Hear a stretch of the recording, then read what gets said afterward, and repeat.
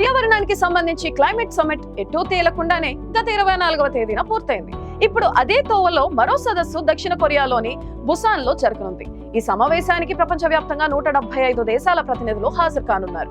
అది పర్యావరణాన్ని రక్షించడానికి గత 2 వారాలుగా అజర్బైజాన్ బాకులో జరిగితే, ఇది ప్లాస్టిక్ భూతాన్ని భూగోళం నుండి తరిమి కొట్టడం కోసం జరగబోతున్నాయి. ప్లాస్టిక్ కాలుష్యాన్ని అంతమొందించేందుకు గాను ఐక్యరాజ్య సమితి మధ్యవర్తిత్వ ఒప్పందానికి పునాదులు వేయడానికి తీర ప్రాంత నగరమైన బూసాన్ లో నేతలు సమావేశం కానున్నారు. డిసెంబర్ 1న 175 దేశాలకు చెందిన ప్రతినిధులు చర్చలు జరిపి ఒక ఒప్పందాన్ని కుదుర్చుకోవాలని ఆశిస్తున్నారు.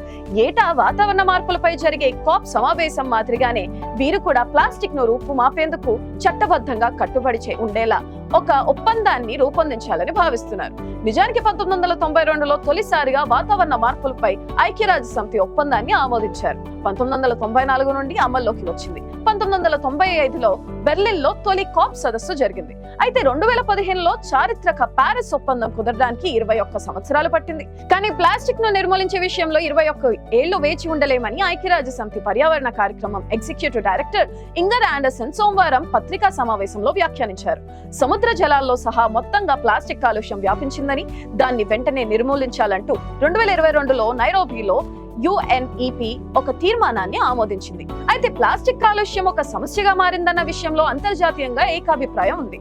ప్లాస్టిక్ ను రీసైక్లింగ్ చేయడంపై, కొన్ని రకాల ప్లాస్టిక్ ను నిషేధించడంపై అనేక దేశాలు ఆసక్తిగా ఉన్నాయి. ఇప్పటికే కొన్ని మార్గాలు కూడా చేపట్టారు. ఉదాహరణకు భారతదేశంలో 2022 నుండి ఒకసారి వాడే ప్లాస్టిక్ ను నిషేధించారు. ప్రపంచవ్యాప్తంగా ప్లాస్టిక్ కాలుష్యాన్ని నివారించడం కోసం 3 దశాబ్దాలుగా ఒక అంతర్జాతీయ ఒప్పందం కోసం, ఓ పరిష్కారం కోసం ప్రయత్నాలు జరుగుతున్నాయి.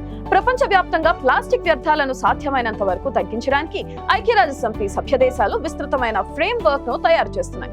ఇప్పటికే పాడేసిన ప్లాస్టిక్ వ్యర్థాలు పర్యావరణాన్ని నాశనం చేస్తున్నాయని, వన్యప్రాణులకు ఎంతో హాని కలిగిస్తున్నాయని, ఫుడ్ సప్లై చైన్ ను కూడా ఇవి కలుషితం చేస్తున్నాయని ఆందోళన వ్యక్తమవుతుంది. తాజాగా ఈసారి జరగనున్న డిసెంబర్ ప్లాస్టిక్ సమ్మిట్ ఒప్పందానికి మద్దతు తెలుపుతున్న వారు దీన్ని మాంట్రియల్ ప్రోటోకాల్ తో పోలుస్తున్నారు. ప్రపంచంలోనే అత్యంత ప్రతిష్టాత్మక పర్యావరణ చర్యల్లో 1989లో రూపొందించిన ఈ ప్రోటోకాల్ ఒకటి. నిజానికి ఓజోన్ పొర క్షీణించడానికి కారణమయ్యే పదార్థాలను దశల వారీగా తగ్గించడానికి మాంట్రియల్ ప్రోటోకాల్ ఉపయోగపడింది. వాతావరణ మార్పులకు సంబంధించి ప్యారిస్ ఒప్పందం ఉన్నట్లే ప్లాస్టిక్ నివారణకు కూడా కట్టుబడి ఉండే విధంగా ఒక ఒప్పందం ఉండాలి. ఇది ప్లాస్టిక్ వ్యర్థాలను తగ్గించడానికి ప్రపంచ దేశాలకు దిశానిర్దేశం చేస్తుంటుంది. పోర్ట్స్మౌత్ విశ్వవిద్యాలయానికి చెందిన ప్రొఫెసర్ స్టీవ్ ఫ్రెచర్ ప్లాస్టిక్ వ్యర్థాలతో చుట్టుముట్టే సమస్యలు జాతీయ, అంతర్జాతీయ సరిహద్దులు దాటాయని ఆయన అన్నారు. ఒక దేశం ప్లాస్టిక్ వ్యర్థాల నివారణకు తీసుకునే విధానాలు ఎంత మంచివి అయినప్పటికీ ఒంటరిగా ప్లాస్టిక్ కాలుష్యాన్ని ఎదుర్కోవడం సాధ్యపడదు. ప్లాస్టిక్ భూతాన్ని ప్రపంచ దేశాలన్నీ సమిష్టిగా ఎదుర్కోవాల్సి ఉంటుంది. ప్లాస్టిక్ వ్యర్థాల నివారణకు తీసుకుంటున్న ఈ చర్యలను world wild life fund Montreal protocol ను పోల్చిపడింది. ప్లాస్టిక్ ఉత్పత్తులు, వాటి జీవితకాలం, వాటి వినియోగానికి సంబంధించిన అంశాలతో పాటు వాటిని వాడి పాడేసిన తర్వాత తీసుకోవాల్సిన జాగ్రత్తలు కూడా కీలకంగా ఉంటాయి. ప్లాస్టిక్ కాలుష్యానికి సంబంధించిన ఈ ఒప్పందంపై అంగీకారం కుదిరేందుకు ప్రపంచ నాయకులకు 2025 వరకు సమయం ఉంటుంది.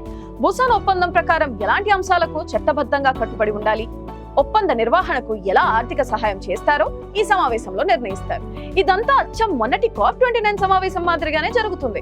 హానికరమైన ఉత్పత్తులు, వినియోగ పద్ధతులను అతిక్రమించే వారిపై జరిమానాలు అమలు అయ్యేలా, ప్లాస్టిక్ నియమ నిబంధనలు ప్రతి దేశం ప్రోత్సహించేలా స్పష్టమైన, కఠినమైన ప్రమాణాలను ప్రపంచవ్యాప్తంగా ఏర్పాటు చేయాలని పర్యావరణ సంస్థలు కోరుతున్నాయి.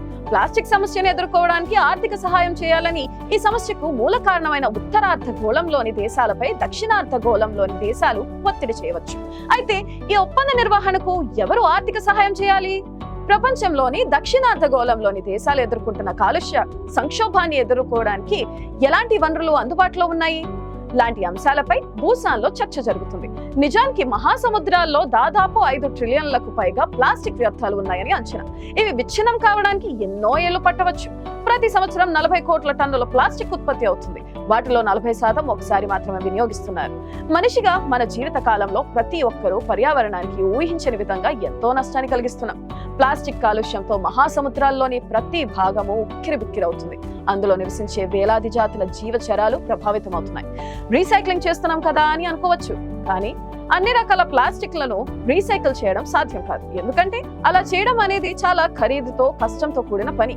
భూమిపై నుంచి ఏటా 8 మిలియన్ టన్నుల కంటే ఎక్కువ ప్లాస్టిక్ వ్యర్థాలు మహాసముద్రంలోకి వెళ్లిపోతున్నాయి. ఈ ప్లాస్టిక్ కారణంగా భూమి, సముద్రాల్లో ఉండే జీవజాతులకు హాని కలగవచ్చు. అవి పొరపాటున క్యారియర్ బ్యాగుల్లో, ఫుడ్ ప్యాకేజింగ్లలో చిక్కుకుపోవచ్చు. ఆహారం కోసం అన్వేషిస్తూ పొరపాటున ప్లాస్టిక్ వ్యర్థాలను తినేసి తీవ్రమైన ఇబ్బందులకు గురవుతున్నాయి. ప్రపంచాన్ని అతలాకుతలం చేస్తున్న ప్లాస్టిక్ వ్యర్థాలకు కారణం 12 దేశాలే అంటున్నారు పర్యావరణవేత్తలు. ముఖ్యంగా పరిశ్రమల ద్వారా ఉద్గారాలను ఆకాశంలోకి విడుస్తున్న దేశాలే ప్లాస్టిక్ విషయంలో అదే తప్పు చేస్తున్నాయి.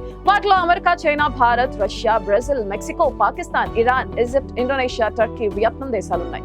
ఈ దేశాల్లోనే ప్లాస్టిక్ వ్యర్థాలు గుట్టలుగా మారుతున్నాయి. దీంతో పర్యావరణానికి హాని జరుగుతుంది. ఇతర దేశాలతో పోలిస్తే భారత్ లో శుద్ధి చేయని ప్లాస్టిక్ వ్యర్థాలతో పోల్చుకుంటే అమెరికా వ్యర్థాల్లో 3వ వంతు, చైనా వ్యర్థాల్లో 5వ వంతు కన్నా తక్కువే ఉంటుంది. అంటే భారత్ లో శుద్ధి చేయకుండా వదిలేసే ప్లాస్టిక్ వ్యర్థాలు 2024లో 74 లక్షల టన్నుల వరకు ఉంటుందని అంచనా. ప్రపంచంలో ఈ ఏడాది 22 కోట్ల టన్నుల ప్లాస్టిక్ వ్యర్థాలు వెలువడగా 7 కోట్ల టన్నుల వ్యర్థాలు శుద్ధి చేయకుండా వదిలేస్తున్నట్లు అధికారిక లెక్కలు విడుదల చేసింది ఐక్యరాజ్య సమితి.